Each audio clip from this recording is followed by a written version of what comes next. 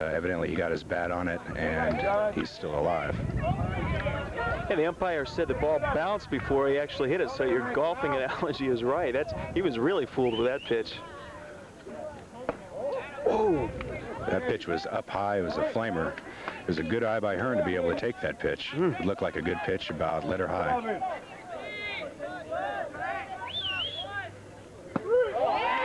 Strike 3 called. Beautiful pitch by Charles. Hearn just sat there and took it. Now, Tracy Hearn, just a junior, Frank. I don't think he's used to seeing a senior left-handed curveball effort like that one. That was finally John got a nice ball to drop off the table there. We go to the bottom of the 4th inning. There were no runs, no hits, no errors, and nobody left. The score, Mountain View 2, Wilcox 1.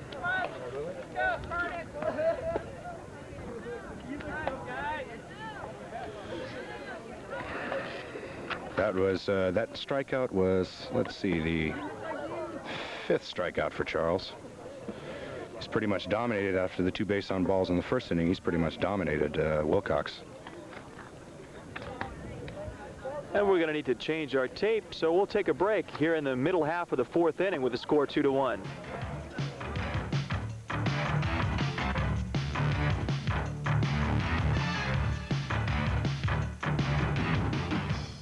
Number 5 batter for Mountain View. We're in the 4th inning. All right. First pitch was a strike down low. Second pitch was fouled off to the right-hand side. Third pitch hit sharply to first base. Takes it himself to the bag. There's one away. Tracy Hearn went down well for that one, Frank. He kept his glove very near to the ground in case the ball was going to take a bad hop. Stayed down with it and made the play. That'll bring up Tom Kesserling, excuse me. Tom Kesserling flew out to first base in the 2nd inning. First pitch. Outside corner, called strike. Yeah, once again we see that fastball nipping the outside corner and getting the right hand from the umpire. Yeah, Kesserling didn't quite like it too much. Next pitch. Hernandez trying to get the same spot, couldn't get it this time. It was a little more outside. Yes, Sugden was giving him the target. Tried to pull it back in, but Kesselring wouldn't go for it. Neither would the umpire. And the pitch.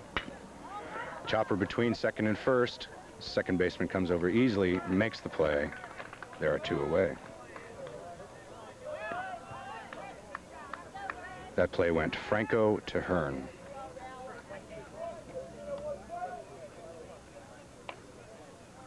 So Hernandez seems to be settling down here. He quickly gets the first 2 batters after about only 4 or 5 pitches. That'll bring up Bishop, Roy Bishop, 3rd baseman. He singled and stole a base in the 2nd.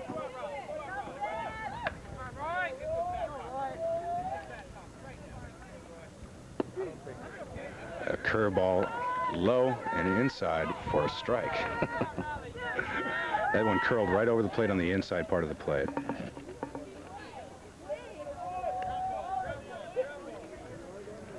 And the pitch.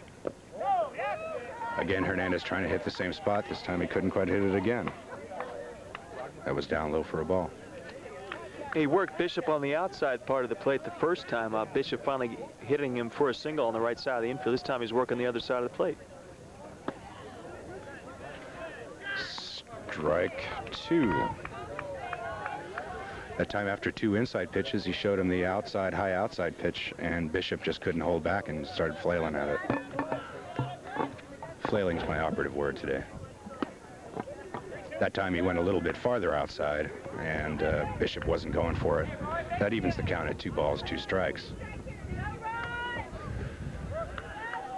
Infield playing back, outfield straight away. The 2-2 pitch. Bishop drives it straight away to Blanchard. He's there. He makes the, to John Burns, excuse me, and he makes the catch. It's a pretty routine inning for Hernandez. 1, 2, 3. We go to the top of the 5th. Mountain View 2, Wilcox 1.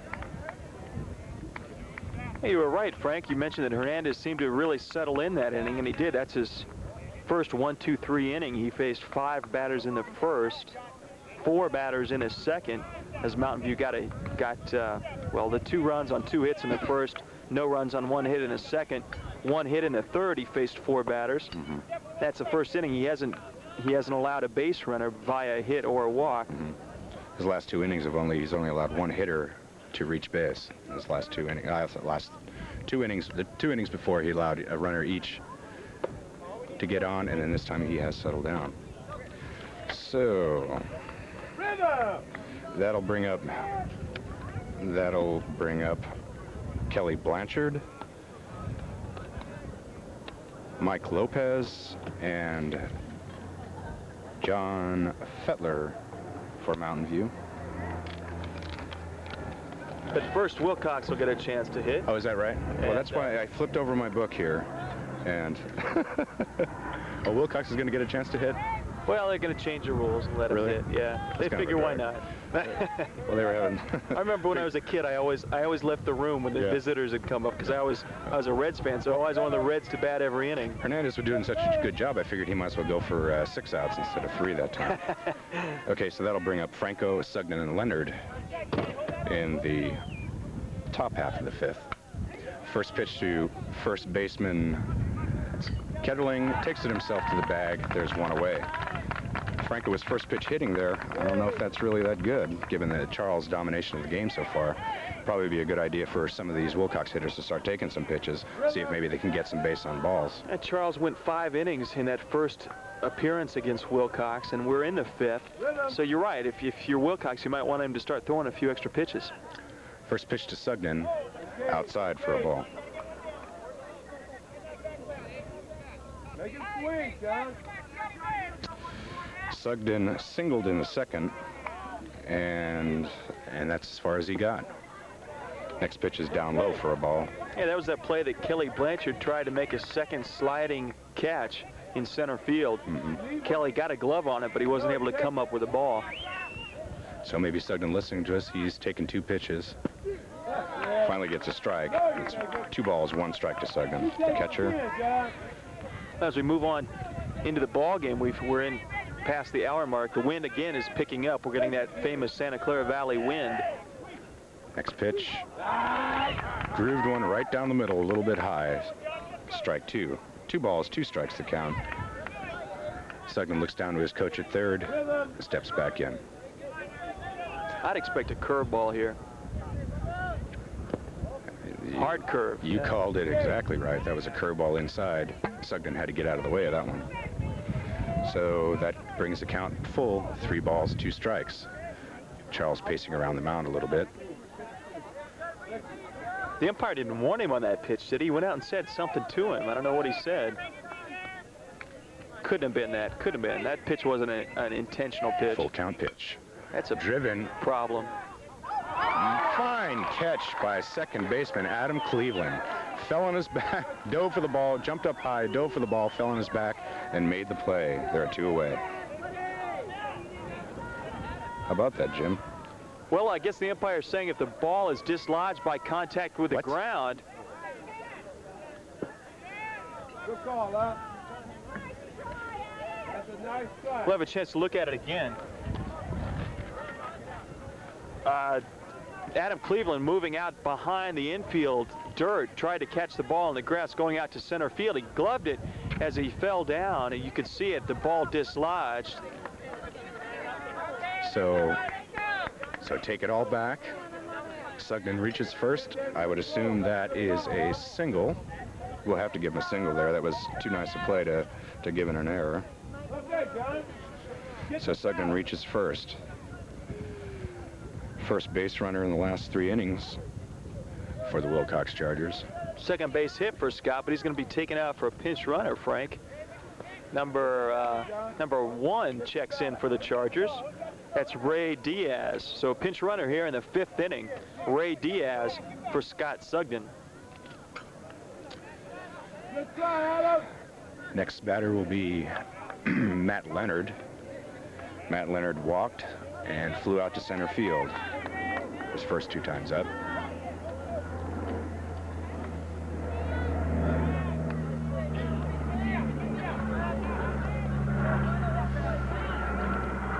Charles checking the runner. First pitch is fouled off to the right-hand side. Hits a customer out there. She moves right into it. She's writhing in pain. There she is. She's all right.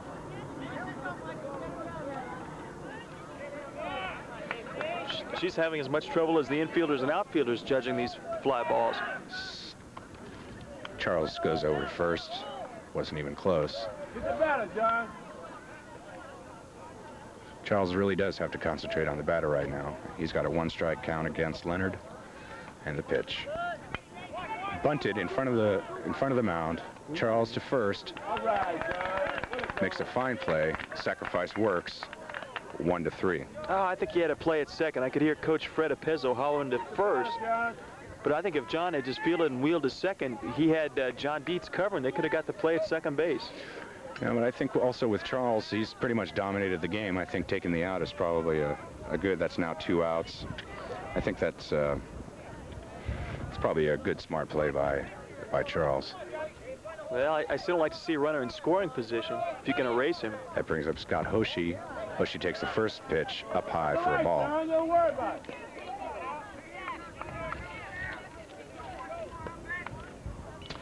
Hoshi walked in the first and struck out in the third. Pitch up and away. Hoshi didn't even offer at it. That's ball 2. Yeah, you can see that John is bothered a little bit by that runner at second base. I really would like to see him have gone for that force play. His infielder was there. See if he can come out of this 2-0 hole. Second base comes in behind. Next pitch down low, 3-0. Okay, John. Charles does seem a little bit bothered by him out there. Right here. Right. You strike right here. 3-0 pitch. Hoshi probably will be taken here. Yeah. He gets it. Strike. You strike, John. You strike. Hoshi maybe getting the hit sign here. We'll see what happens. The 3-1. Strike inside. Gets to the backstop. Advancing to third is Leonard. Got away from Lopez there. The pitch was down and in. A fastball. Seems that Charles is really starting to get a little bit rattled here. Which is kind of surprising, seeing as he's pretty much been in control most of the game. So that moves Leonard to... No, Hoshi's got a full count now on it, 3-2. That moves... There's a pitch. That's an out. That's an out. Nice play. Eric Fettler came a long ways in to get that pitch. So there was no runs on 1 hit, no errors, one person left on. At the end of 4.5, it's 2-1 Mountain View. Well, it's a good thing to see that Mountain View got out of that inning without any damage done. After what I considered a poor choice on the sacrifice bunt from the leadoff batter Leonard, we'll have a chance to show the third out of the inning after Leonard's bunt. Then Scott Hoshi came up, popped a fly ball out into left field. Eric Fettler came in to make the grab and retire the side. And that aided John Charles and the rest of the Mountain View club to get out of their defensive half of the inning and send them into the bottom half.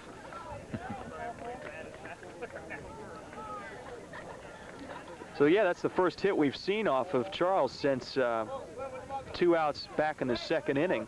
He breezed through the third, fourth, and the first batter in the fifth. So that's 3, 6, 7. He had retired 8 in a row. Not bad work. It might be good strategy for Wilcox to try to get runners on, because obviously he gets a little bit more flustered when runners are on base, as evidenced even in the first when he walked. After he walked the first guy, he walked the second. That brings up Kelly Blanchard. First pitch to Blanchard is bunted in front of the mound. Hernandez wheels, fires to first, makes the out.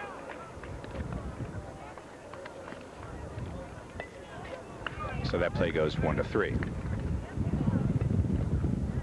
Well, you were estimating the strength of the wind earlier. What do you think this gust is? That's got to be about 35 miles per hour. That'll straighten you out. I knew it blew my clipboard over a few moments ago. That'll bring up the catcher, Mike Lopez. Lopez struck out in the second. And he takes the first pitch in for a strike. That's a tough pitch. It doesn't look quite good enough to swing at. If you're a right-handed batter, it's just kind of drifting across that outside corner. Next pitch. He takes a little bit low. That evens up the count at 1 ball, 1 strike. Lopez right back in there. Hernandez ready to go. There it is. Hit. Single to right center field by Mike Lopez. Went down, got that pitch, hit it solidly out to right center field. Even heard him kind of grunt a little bit as he hit it there, Jim. Well, he had struck out in the second inning on a pitch not too much different than that pitch. And Mike finally said, hey, enough of that little trashy fastball. I'm going to tattoo it to right field, and he did. We saw him hit the ball that way several times. The last game we cablecast, he had 3 hits, all of them to the right side of the infield. And the umpire now talking to Fred Pezzo about the previous inning when there was a re-entry for catcher Sugden. We saw Ray Diaz pinch run, and Mountain View will be pulling a similar switch here as their catcher, Sugden being the Wilcox catcher. Mike Lopez, the Mountain View catcher, is going to go out for a pinch runner. And in comes number 10, Matt Hardyke. So Hardyke pinch running for Lopez.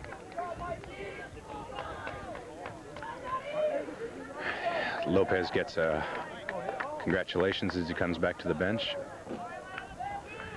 That brings up Eric Fettler, number 13. Eric singled in the first and flew out to left in the third. Takes the first pitch down low for a ball. Good patience at the plate by Fettler with a runner at first base, a base hit. Just let a couple pitches happen and wait to see if something gets by the catcher, get that runner down into scoring position. Next pitch by Hernandez. Hit way deep, but foul. But foul. You don't scare our audience there. If he'd have straightened that one out, he might even have cleared the fence on that one. And that would be no mean feat here at this field. It wasn't any really a vicious swing either. It just looked like a nice, easy swing. He met the ball. Got an inside pitch and got the bat around on it. So we call that 1 loud strike. I think it's 1-1. 0-2, I believe. Is it? That was the 0-2 pitch. No? Well, I guess I'm wrong. Now it's 1-2. Okay. 1 ball, 2 strikes to Fettler. It's a pretty good pitch to take with 2 strikes, though. Yeah. I would like to see him hit that one down the right field line. Another big hole in right field. There it is. Well, that one may drop in. It will. Yeah. Going around to third is Hardyke. He comes into third, and the ball gets away from the third baseman. No advance. So Fettler singled to right center. Hardyke turned second on the play, turned around second, went on to third. The play came into third base, and the third baseman for Wilcox, Leonard, tried to apply the tag, but the ball got out of his glove and got by him. Otherwise, Hardyke would have been out. Yeah, I don't think Leonard ever really had the ball. He took his eye off the ball in order to try and make the tag. And the reason there was a play there at all was because Hardyke had to hold up to see if that ball to right field was going to drop in. And John Burns wasn't able to field the ball on the fly, nor was Louis Maloney. We'll have a chance to see that slide by Hardyke to come into third. All right, Glenn, let's keep it going. Just like last time. Comes in head first. You see the ball tipping away. Runner at first runs. Deep swings at the ball. Single out into left field. And Mountain View scores a run. You got excited there, Frank. You're supposed to be doing this inning. Sorry. Well, I'm glad you did, because I didn't even get to who the batter was. I guess that was Mahoney, huh? Oh, that's Mahoney, not Dietz, right. So Mahoney's... Got me so excited I got the wrong batter. Dietz is next, but Mahoney singles to left past the diving third baseman Leonard, and coming in to score is Hardick. Mountain View now has a 3-1 lead. And that wind is really blowing. 3 consecutive singles after that bunt attempt by Kelly Blanchard, and I bet Kelly's on the bench saying, "Oh, I should have tried to hit the ball the way my teammates are hitting it." So Fettler's down at second base. Mahoney is at first. Coach is going out and talking to Fettler. Yeah, maybe he's got a play on with John Dietz looking for his first hit. Let's give a pat on the back to Fred Apezzo, though. He brought in that pinch runner for Lopez, the number 9 spot in the order. Matt Hardick at first base was able to get to third on the single to right center field from Fettler. And of course, he scored easily on that other single, but a slower runner would have been out at third base. Call time by the umpire. Batter Dietz steps out. Dietz is 0 for 2. He grounded to short and to third in the third and first innings respectively. So let me try to say that again. Grounded to third in the first, grounded to short in the third, and he takes the first pitch for a strike. They got games going on back there at second base. They throw in behind the runner, and Fettler's in there easily. Yeah, Chris Franco had flashed from his second base position and ran away, and then shortstop Scott Hoshee tried to slip in behind Eric Fettler at second base. Next pitch. Curveball. Drilled, single to left field. Turning the corner is Fettler. Is going to be a play? No, they don't throw it home. And Mountain View takes a 4-1 lead. So Dietz singles to drive in Fettler. Mahoney going to second.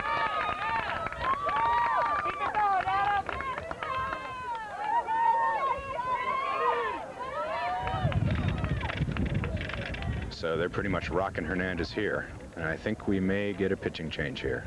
Yes, we do. Hernandez is coming out. The center fielder Burns is coming in to pitch. Here's a chance to see the John Dietz single again. He hits it out to left field. Picked up nicely by Mayhe. His throw to the infield. The third baseman apparently didn't feel he had a play at the plate. I thought he had a shot at the runner coming in from third.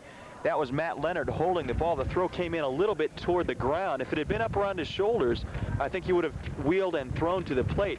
But playing here at Mountain View, I think there may have also been a breakdown in communication. That's the catcher's call to quarterback, so to speak. He has to tell the third baseman where to throw the ball. That's and right. I didn't hear anything coming from him, and I doubt if the third baseman Leonard did either, and that allowed the base runner, Eric Fettler, to come around from second and score. That's right. Really, they started the playoff well. Mayhe charged the ball well in left field. Mountain View somewhat fortunate to make the play that time. Aggressive base coaching by third base coach in this inning, Fred Apezzo. That's right, yeah. Mayhe did hit the cutoff man. I guess it was Hoshee squarely, and that was... no, it was Leonard. Leonard, the third baseman, but it was a little low. See, the throw came in around his knees. Leonard needed to have gone out a little bit more for that throw. He caught it back around toward the base, and if he had gone out 3 or 4 more steps, he could have still made a strong throw to the plate.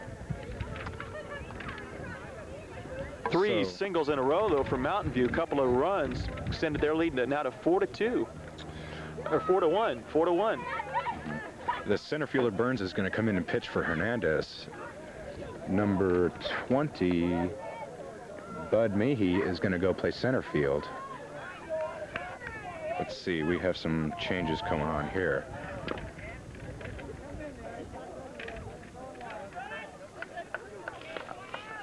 Trying to get those changes. That's a shot of the center fielder. So Mayhe switched around over to center? Yes, Mayhe went to center. Burns came in to pitch. So where's the switch? Well, there'll be a new left fielder, and we'll get that number for you as soon as we can see it. Okay. So that brings up Adam Cleveland. He homered in the first to drive in 2 and struck out in the third. Takes the first pitch fouls it off. Strike one.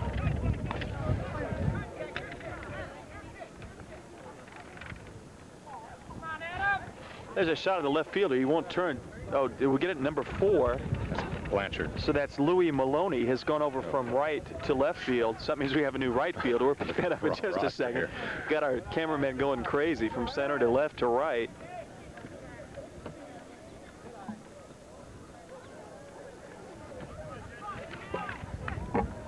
Number 6, thank you, camera operators. That's Mike Abbott directing today, and that's Jason Schmelzer out in right field now. He's hit by the pitch. So Cleveland is hit by the pitch on an inside pitch, and that loads up the bases for Dave Burnley.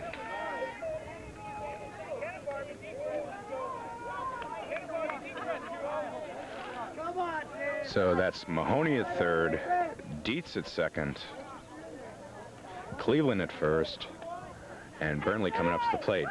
He's batting from the left side against the left-hander Burns. This is the one. This is the pitch. First pitch from Burns. Inside, ball one. Well, a base hit right here could really break it open with the score 4-1. Bases loaded. Big hole in right center field, Frank. Huge hole. Pitch up high, ball two.